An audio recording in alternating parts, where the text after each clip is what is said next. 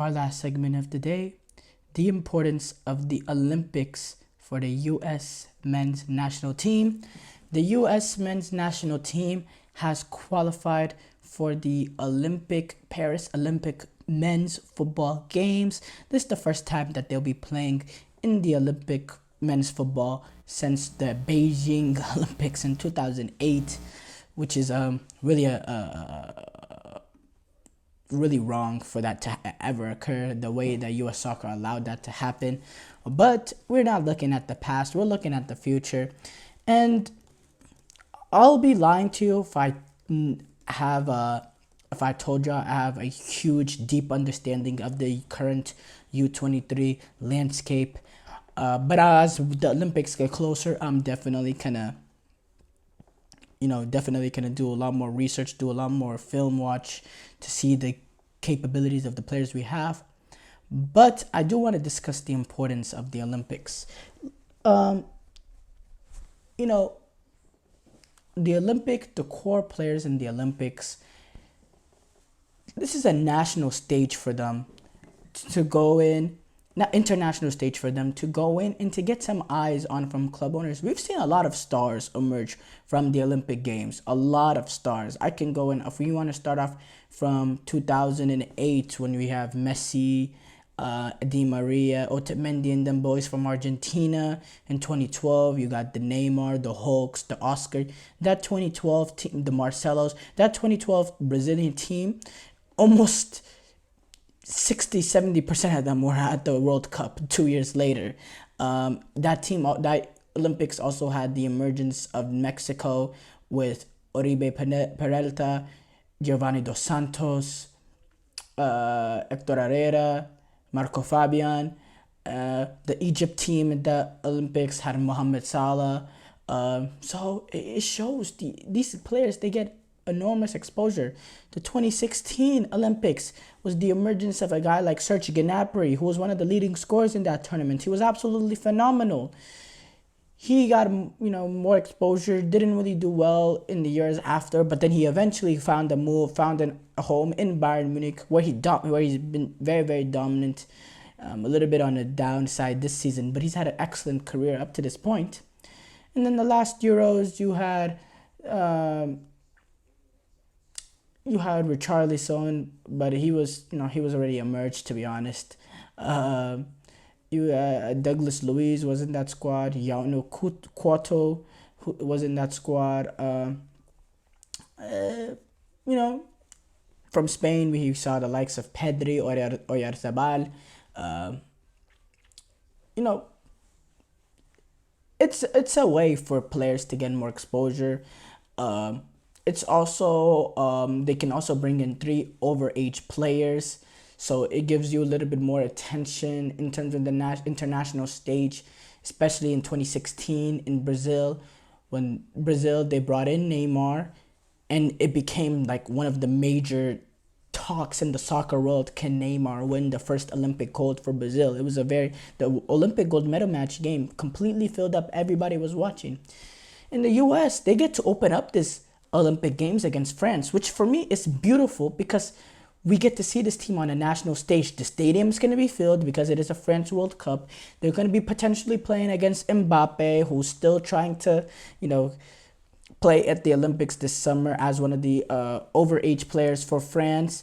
They're definitely France are definitely Real Madrid denied permission for Mbappe to play at the Olympics. That came out a few hours ago, but Kylian Mbappe is not a Real Madrid player yet, and that could easily change based on what happens and all that. He can use that as leverage or all to sign or whatever. But it's clear Thierry Henry, the French president, they all want him to play. In France, they're going to go all out for these Olympic Games just because they are the host. They're going to try to build the ultimate team of U23s and bring in 3 overage players that can provide experience for them. So that's going to be a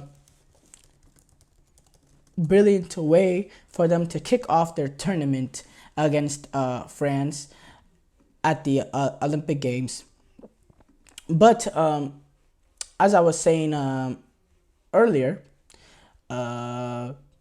as I was saying earlier, this is a tournament in which they can get exposure. They also take on France, New Zealand, and Guinea, I believe is Guinea. It was the AFC CAF playoff winner. It was Guinea. So not the worst of group in the world. Just based on what we know of New Zealand and Guinea, they're gonna be expected to get out of the group, and they have a chance to really put themselves on the international stage. We've missed the last two, and we missed the World Cup in 2018. And some of those key guys that missed the Olympics in 2012 and 2016, the 24 to 28, those were the guys that were going to be in the squad in to help us reach 2018, which we couldn't reach. So it's very, very important, and it's good to get back in the stage because it shows that the youth soccer development is getting better. As we see Mexico falling up, they're starting to miss out on Olympics, and Mexico has done a brilliant job in taking the Olympics seriously. They take a full team, a full U23 team. They try to send their three best overage players, and they really push for that tournament. And they won it in 2012. Hats off to them. The U.S. soccer team, they need to build some sort of that kind of culture, in my opinion. Now, are you going to send your three best overage players? No, because you're already going to be playing Copa America already. But you can bring in like a guy that I think, like someone like a Tim Ream, a Walker Zimmerman. You can send them three overage players that provide experience, but that also has quality. More so was Tim Ream in the quality part rather than Walker Zimmerman. But you know what I'm trying to say. Obviously, the Copa America is the first priority of your U23 player, but you're like if you're capable of playing for the first team, you're playing for the first team because the Copa America's first priority. Like, let's be honest, Giovanni Reina, Yunus Musa, they're not gonna go. They're not gonna go to the Olympics. Let's just be honest. They're not gonna go to the Olympics. The U.S. Soccer Federation is gonna send them to Copa America, keep them at Copa America, and allow the Olympics to be a rest for them. Even though there's other national teams like Spain that'll do otherwise, I'm very interested to see how they address it with them being in the Olympics and Copa America. If they go with the same mindset that they had last season of overplaying their guys, like Pedri and Oyarzabal and all that. Are they going to do that again? I'm very, very interested. They're also in the Olympic Games. But no. Now, the U.S. soccer team in 2000, they made the bronze medal match. They lost in the bronze medal match, but they were able to get there. And it was the emergence of Landon Donovan at that Sydney Olympic Games. Now, who is that? Who's gonna make that sort of emergence in this squad of players? We're all gonna be very, very interested to see. We're all gonna be watching it because the Olympics is a big international event, and if the U.S. is competing, even if it's men's soccer, people are gonna watch. I want to make that also. I want to highlight that specific. This is kind of the Copa America. That's going to be a big tournament too. But the Olympics is kind of a next level kind of lights that are on these players. There's going to be a lot of people, a lot of U.S. soccer, a lot of U.S. casual fans that are going to tune into the Olympics. So this is a great way to tune up for the World Cup, to build a little bit of a soccer culture in America. As you know, people sit by the TV and they watch the U.S. take on France at the Olympic Games. They watch the U.S. take on New Zealand, take on the Guinea, go to the quarterfinals and take on these teams.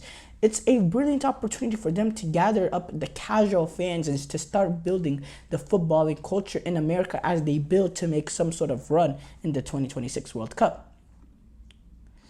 But yeah, we are gonna conclude the show here. Thank you for tuning into the GSMC Soccer Podcast presented by the GSMC Sport Network. Your support means a lot to us. So please remember to subscribe to the show and leave a positive review. It really does make a difference. We also invite you to follow us on Facebook, Twitter, TikTok, and Instagram for more content and updates. Thank you once again and have a wonderful, wonderful day.